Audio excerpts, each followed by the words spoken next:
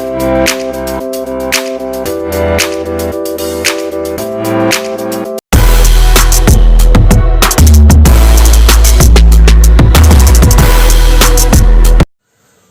friends, welcome back to my YouTube channel. Its name is Paz Coaching Channel. This is our first part of chapter 8, application of the integrals. Today we are going to start the new chapter 8, application of integral. What is the meaning of application of integral? Application मतलब होता है uses, मतलब integral को हम कैसे use कर सकते हैं. So how can we use the integrals और डेफिनेट इंटेग्रल, और where can we use the integrals और डेफिनेट इंटेग्रल्स. जैसे आपने उसकी प्रीवियस जो वीडियो देखी होगी चैप्टर 7 की पार्ट 15, अगर नहीं देखी तो उसका लिंक आपको ऊपर आई बटन पे दिख रहा होगा, वहां पे क्लिक करके देख सकते हो. वहां पे हमने देखा था definite integral as the limit of a sum में भी हमें कोई भी area under the curve between the ordinates find करना हो तो उसके लिए हम डेफिनेट इंटेग्रल यूज करते हैं. तो सेम जैसे आपको एरिया ऑफ ट्रायंगल का फॉर्मूला पता है, एरिया ऑफ रेक्टेंगल का, एरिया ऑफ ट्रेपेजियम, सर्कल, तो वैसे ही हमें जो कर्व्स है उनका डायरेक्ट कोई फॉर्मूला नहीं पता, तो उनके लिए हम इंटेग्रल को यूज करते हैं. So now area under the simple curve, इसके अंडर मैं आपको 2-3 टाइप्स बताऊंगी, तो आपको कैसे पता चलेगा कौन सी कर्व का एरिया कैसे फाइंड करना है. सबसे पहले area bounded by the curve, एक आपको कर्व गिवन होगी, एक्स एक्सिस मतलब एक्स एक्सिस गिवन होगी and the ordinate x is to b. तो जैसे हमने किया था as a limit of a sum में वैसा ही है, एक कर्व होगी under the curve x axis between ordinates x is to b. Then आपने ये कैसे फाइंड करना है, हमने उसमें किया था, हम एक क्या करते थे उनको स्ट्रिप में कन्वर्ट कर लेते थे पूरे रीजन को. जैसे पूरा रीजन है, मैंने इसको यहाँ पे एक स्ट्रिप में कन्वर्ट कर दिया. ये मैंने कोई एलिमेंट्री स्ट्रिप ली है.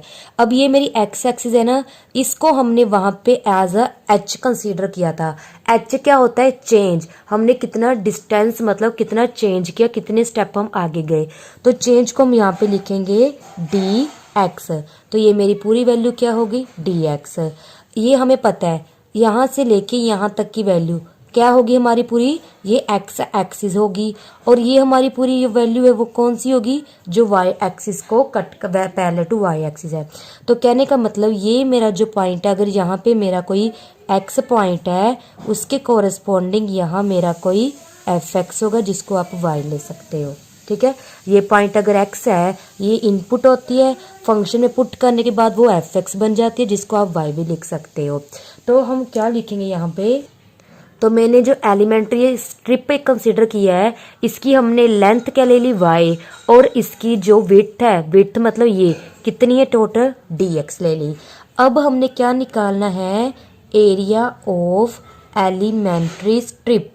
हमें पता है ये स्ट्रिप कैसे है, ये स्ट्रिप एक रेक्टेंगल को रिप्रेजेंट कर रही है, तो रेक्टेंगल का एरिया क्या होता है, length into breadth, length into width मतलब y into d x. Y की वैल्यू आप एफ एक्स भी लिख सकते हो, और एरिया ऑफ एलिमेंट्री स्ट्रिप को हमने लिख लिया डी ए.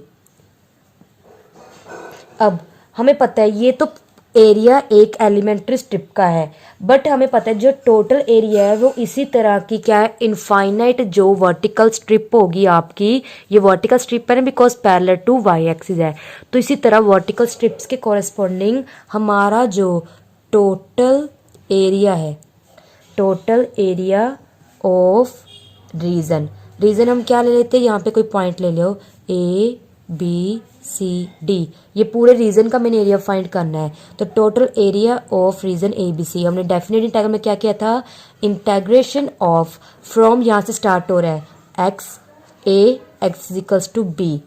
ठीक है, फिर क्या आता होता है हमारा इस वर्टिकल स्ट्रिप का एरिया, बिकॉज अगर मैं एक वर्टिकल स्ट्रिप का एरिया कर रही हूँ तो इसी तरह ये डेफिनेट इंटीग्रल क्या करता है, ऐसे जो जितने भी लीनियर ये हमारे थिन वर्टिकल स्ट्रिप्स होंगे उनका सम कर देगा, तो वो जो हमारा सम है वो क्या बन जाएगा, इस पूरे रीजन को रिप्रेजेंट करेगा. अगर ओनली डी ए हमारा एक ये सिंगल स्ट्रिप का एरिया क्या है, बता रहा है। बट ऐसे तरह के काफ़ी सारे यहाँ पे वर्टिकल स्ट्रिप पाएंगे, तो उनके एरिया को हम कैसे करेंगे, उनका सम निकाल देंगे तो वो पूरे रीजन को क्या कर देगा, पूरे रीजन का एरिया शो कर देगा, जो हमारा अगर हमने ये वाला एरिया फाइंड करना है। इसके लिए हम क्या करते हैं, डेफिनेट इंटीग्रल लेते हैं, बिकॉज डेफिनेट इंटीग्रल क्या रिप्रेजेंट करता है, limit of a sum, sorry definite integral as the limit of a sum को रिप्रेजेंट करता है। तो यहाँ पे डी ए की वैल्यू हम क्या रख देंगे, एफ एक्स डी एक्स, इसको पूरे रीजन के एरिया को हमने ए नाम दे दिया। तो ये फॉर्मूला बन गया, जब आपकी जो एरिया फाइंड कर रहे हो पैरेलल टू वर्टिकल है, मतलब वर्टिकल स्ट्रिप बन रही है, तो आपने ये फॉर्मूला याद रखना है। एक बात और, हमारा जो फंक्शन है with respect to d x, मतलब विद रिस्पेक्ट टू एक्स को हम वेरी करा रहे हैं, तो with respect to d x इसकी इंटीग्रेशन होगी और इसकी डी एक्स की हो रही है। तो हमारा जो देखो हमने ये स्ट्रिप ली है ना, तो ये मेरा डी एक्स इसकी विड्थ है, तो हमारी जो लिमिट्स होगी वो एक्स के ऑर्डिनेट्स होंगे, मतलब x starting to terminal point तक। तो यहाँ से ए टू बी लिया है हमने। नाउ सेकंड क्या है, area bounded by the curve x is equals to F y, मतलब जैसे हमने पीछे एक्स एक्सिस के अंडर किया था, अब हमने करना है अंडर वाई एक्सिस। जब आपकी कर्व कुछ इस तरह से होगी, under y axis the lines y is equals to c, y is equals to d, ये मेरी y is equals to c line है, इसको आप ऐसे लिख सकते हो, ये मेरी y is equals to d है। हमें पता है वाई एक्सिस ऊपर को जा रही है तो इंक्रीज ऐसे करेगी, सी मेरा लोअर पॉइंट होगा, तो डी हमारी अपर लिमिट होगी। तो यहाँ पे हमारी जो स्ट्रिप है वो क्या होगी, वो पैरेलल टू होगी एक्स एक्सिस। तो ये हमारी जो थिन हॉरिजॉन्टल स्ट्रिप बन जाएगी। तो याद रखना इसमें हमारी हॉरिजॉन्टल स्ट्रिप बनती है जब हमें एरिया बाउंडेड कह दे कर्व वाई एक्सिस के अंडर। देन हमारा जो हम इसका एक पर्टिकुलर स्ट्रिप का एलिमेंट्री स्ट्रिप का एरिया फाइंड करेंगे, हमें पता है ये जो विड्थ है, अब ये वाई एक्सिस है, उसके कोरेस्पॉन्डिंग ये मेरी डी वाई बन जाएगी। अब ये line parallel to x axis है, तो मतलब ये मेरा होगा एक्स, तो ये पूरी लेंथ होगी मेरी एक्स, और एंड जो हमारी विड्थ है वो क्या है, डी वाई है। तो सिमिलरली यहाँ भी हमने क्या कर दिया, length of elementary strip x ले लिया, विड्थ ऑफ डी वाई ले ली।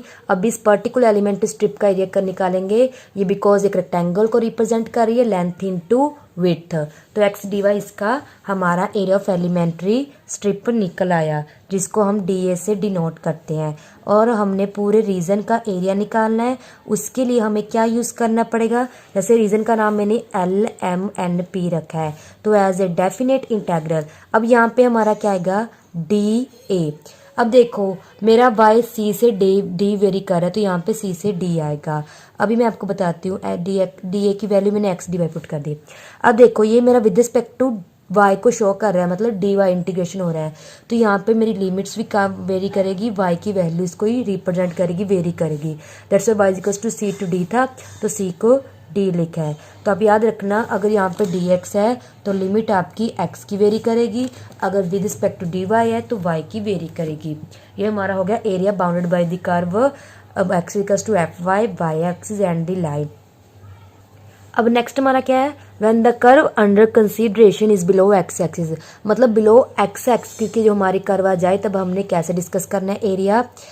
अब देखिए यहाँ पे मैंने कर्व ड्रॉ कर ली बिलो एक्स एक्सिस, हमें पता है ये जो मेरी स्ट्रिप है ये कौन सी होगी, वर्टिकल स्ट्रिप होगी।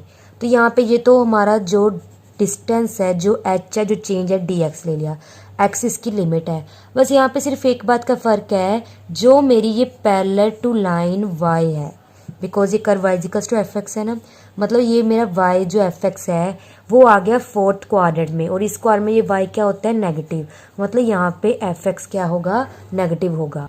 बट हमें पता है, हम लिखते होते हैं ना जैसे यहाँ पे बिल्कुल सेम ऐसा ही बना है, सिर्फ हमारा फर्क यहाँ पे क्या है, यहाँ पे मेरा एफ एक्स नेगेटिव है।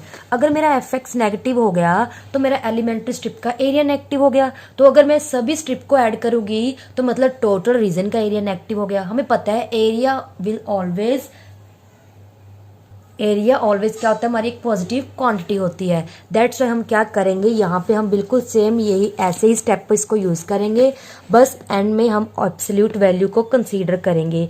इसलिए हम एरिया को फाइंड करते हुए यहाँ पे क्या लाते हैं, मोड लगा देते हैं। कभी भी आपकी कर्व बिलो एक्स एक्सिस हो तो आपने यही क्या है, कंसेप्ट यूज़ करना है। बिल्कुल आपने फर्स्ट की तरह इसको सॉल्व करना है। बस यहाँ पे क्या करना है, एरिया को फाइंड करते हुए मोड लगा देना है। Now the last type, area when the curve under consideration lies above as well as below axis। मतलब जब हमारा जो रीजन बने वो क्या हो, जितना एक्स एक्सिस के ऊपर है उतना एक्स एक्सिस के नीचे हो, कुछ इस तरह से आपकी कर्व बनेगी। तो ये कर्व आपकी 2 पार्ट में डिवाइड हो जाएगी। फिर आपने देखना ये किस पॉइंट जो है उस पर ब्रेक हो रही है। जैसे मैंने आपको पार्ट 13-14 में समझाया था, piece wise डिफाइड function, break function, जो किसी पॉइंट पे ब्रेक होते हैं तो हमारी लिमिट ब्रेक हो जाती है। तो ये बन गया A to C, then C to क्या है, B बन गया। देखो A to C, C to B। पहले वाले को मैंने ले लिया A1, दूसरे वाले रीजन के एरिया को मैंने ले लिया A2। टोटल कर देंगे तो पूरा रीजन बन जाएगा ABCD बन जाएगा। अब मेरे को पता है ये बिलो टू एक्स एक्सिस है, तो इसका जो एरिया है A1 क्या आएगा, नेगेटिव आएगा। देयरफॉर हम इसकी एब्सोल्यूट वैल्यू A1 मोड में लेंगे। A2 क्या है, अबव द एक्स एक्सिस, ये तो पॉजिटिव आएगा। सोल्व करने का मेथड सेम ही है जो मैंने फर्स्ट थर्ड में बताया था, वैसे सोल्व करना है। बस याद रखना है जो बिलो एक्सिस होगा उसको हम एब्सोल्यूट वैल्यू कंसीडर करेंगे, अबव एक्सिस को एज ए इट इज रखेंगे और दोनों को क्या कर देंगे, ऐड कर देंगे। तो ये हमारा क्या करेगा, पूरे रीजन ABCD क्या क्या बन जाएगा, हमारा रीजन का एरिया क्या फाइंड हो जाएगा। सो फ्रेंड्स, हमने आज इस वीडियो में क्या किया है, मैंने सिर्फ आपको सिर्फ बेसिक कंसेप्ट, कुछ टाइप्स बताई हैं area under the simple curve, सिर्फ उनके मेथड समझाया है। नेक्स्ट वीडियो में हम इनसे रिलेटेड क्वेश्चन डिस्कस करेंगे, कैसे हम इनको अप्लाई करेंगे क्वेश्चंस पर। सो आपने ये चारों टाइप याद रखनी है, when above the X axis, below the X axis, and जब हमारी area bounded by the curve क्या हो, वाई एक्सिस हो, एंड लास्ट था हमारा जब क्या हो, above as well as below X axis हो।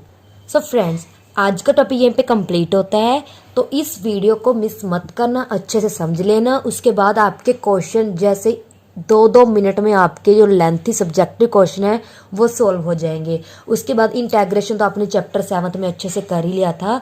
सो फ्रेंड्स, आज के लिए इतना ही। ज़्यादा से ज़्यादा इस वीडियो को प्लीज़ शेयर कीजिएगा और अपना प्यार मेरे को कमेंट बॉक्स में ज़रूर दीजिएगा। So thank you friends, bye.